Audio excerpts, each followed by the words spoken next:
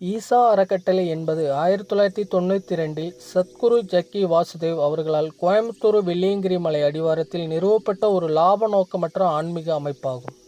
யோகா, தியானம் மற்றும் சமூக நல திட்டங்கள் மூலம் தனிமனித நலம் மற்றும் உலக அமைதியை மேம்படுத்துவதை நோக்கமாக கொண்டு தியானலிங்க மற்றும் ஆதியோகி சிலையுடன் கூடிய யோகா மையமாகும். கோயம்புத்தூரின் வெள்ளியங்கிரி மலைப்பகுதியில் 15,000 ஆண்டுகளுக்கு முந்தைய ஆதியோகி யோகாங்கானத்தை பரப்பிய இடமாக கருதப்படும் பகுதியில் தியான லிங்கத்துடன் கூடிய ஈசா யோக மையம் நிறுவப்பட்டது.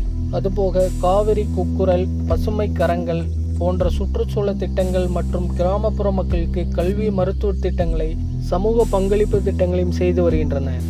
மேலும் ஐக்கிய நாடுகள் சபையில் பொருளாதார மற்றும் சமூக பிரிவு அமைப்பில் சிறப்பு ஆலோசகர் தகுதியும் பெற்றுள்ளது. ஈசா என்ற வார்த்தைக்கு உருவமற்ற தெய்வீகம் என்பதுதான் பொருள். முக்கிய ஸ்தலங்களாக தியானலிங்கம், லிங்க பைரவி, தீர்த்த குண்டுகள் மற்றும் யோகா மையம் அமைந்துள்ளன.